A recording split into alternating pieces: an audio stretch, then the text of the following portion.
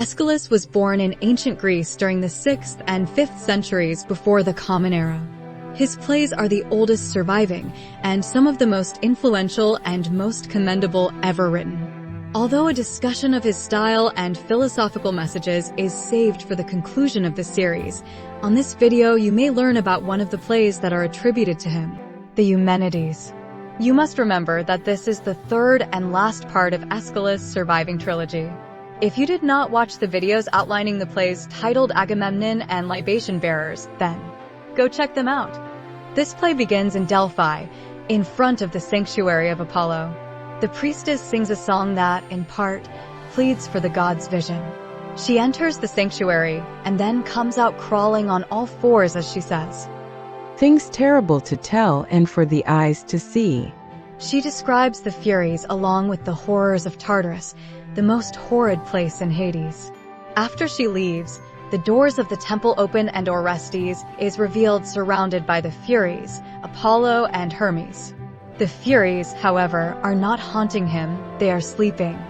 Apollo speaks encouraging Orestes, pledging his support and explaining that it is he who laid the Furies to sleep. Then he instructs the hero to travel to the citadel of Pallas, the Acropolis in Athens, where he will find a judge, the goddess herself, who may acquit him of his guilt. Remember that it was Apollo that commanded him to kill. The god ends by instructing Hermes to care and guide Orestes to the Acropolis. Then all exit the stage and the spirit of Clytemnestra enters. Among other things, she says, "Eyes illuminate the sleeping brain, but in the daylight man's future cannot be seen." I do not know what so attracted me to these lines. There is an aphorism buried within them that, alas, in modernity, with its science and its alleged culture, would no longer be commendable. Anyways, the ghost, she references herself as the dream, tries to wake up the sleeping Furies. In doing so, she complains about her fate and the immorality of her son's murder. All the while, the Furies wrestle and groan in their sleep. Near the end, she says, "Sleep and fatigue, two masterful conspirators, have dimmed the deadly anger of the mother snake." These lines most make the Furies shrill in their sleep. Clytemnestra's spirit continues with, "The beast you are after is a dream, but like the hound whose thought of hunting has no lapse, you bay him on." Eventually the Furies do wake up. These proceed to sing as a chorus, and in their song, they complain about the new generations of gods, especially Apollo. The latter soon enough shows up and chases them out of his sanctuary, his home. He says something that yielded in my mind, for the time being. Insult. No god is affectionate enough to include you in his flock.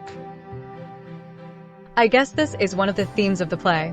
How can the new gods relate with the elder divinities, such as the Furies?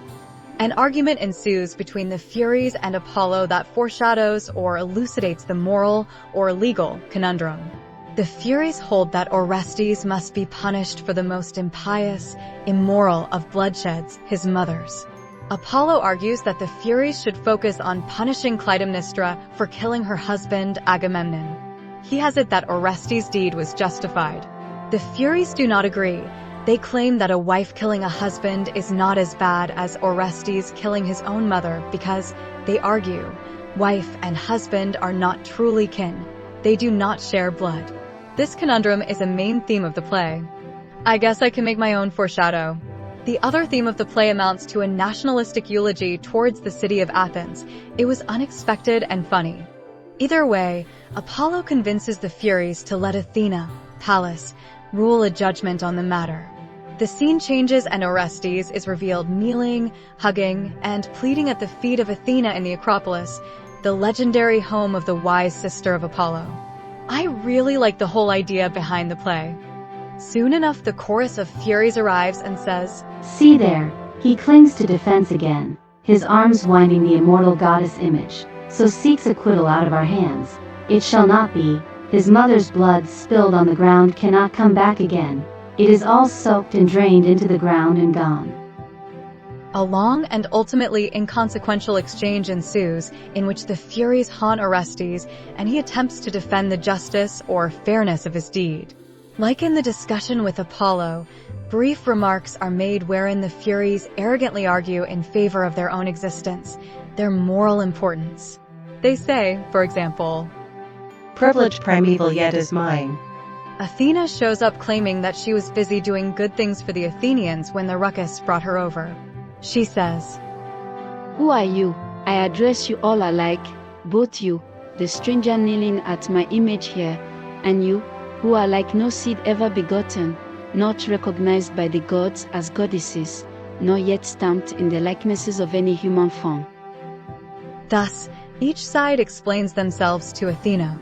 Orestes says that he killed the woman that in turn had killed the very hero that the goddess aided in destroying Ilium, the city of Troy.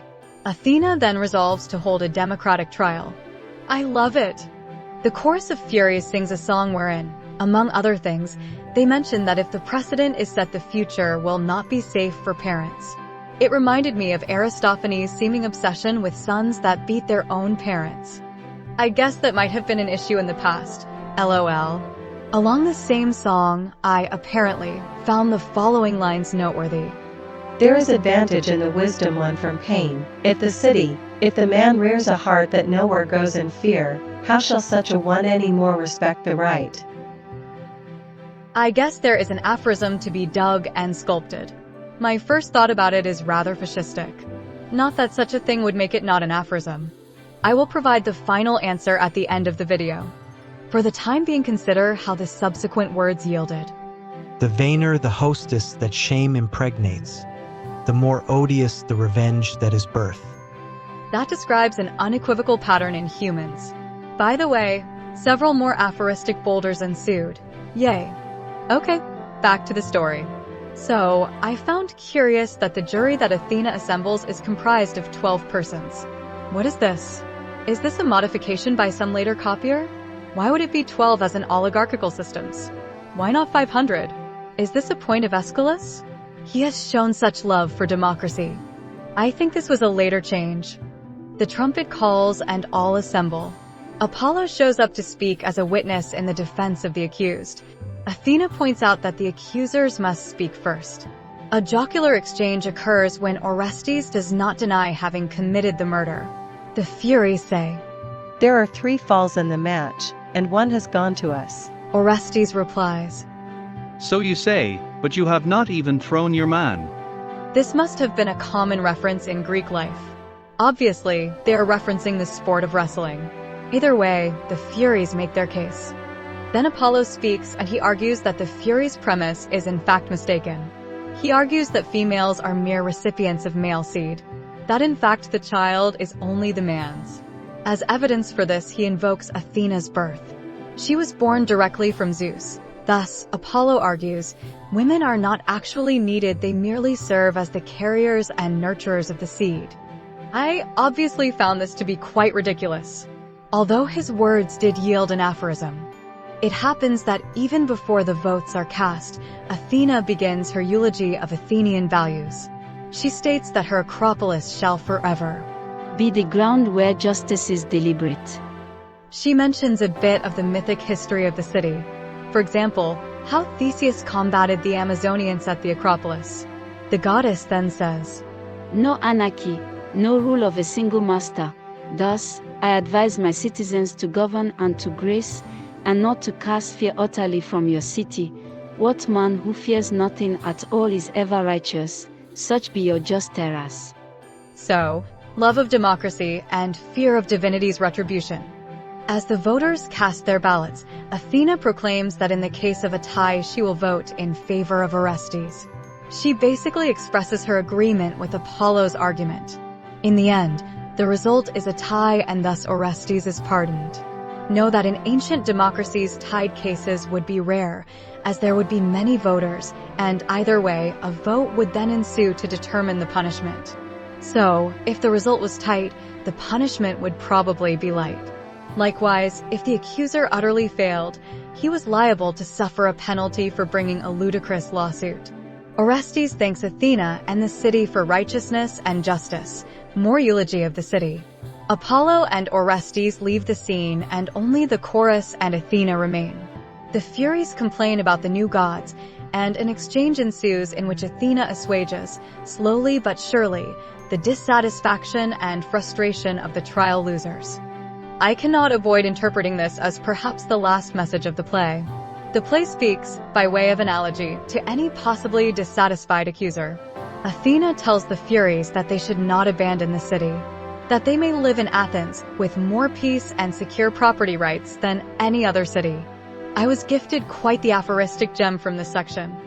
The chorus of Furies is eventually mended, and they unleash blessings, not curses, on Athens.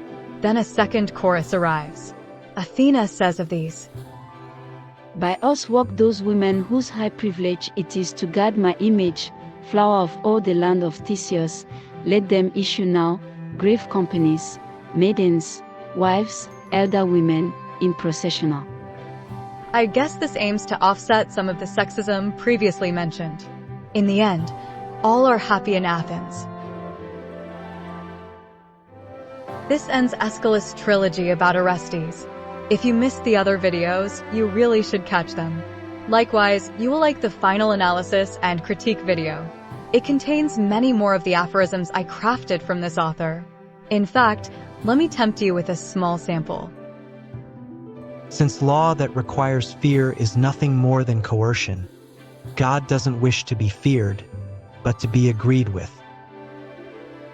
Shame does not mock anyone more than the vain, for in their misfortunes, these not only hear the laughter of others, but also the laughter of their own past self. If you enjoy or gain from my aphorisms, know that I have thousands. I will be writing books with short thematic essays composed out of aphorisms. These essays are profound and intriguing yet easy to read. For very cheap copies, look up Protagoras Pause in the Amazon website. I repeat, Protagoras Pause, that's my name.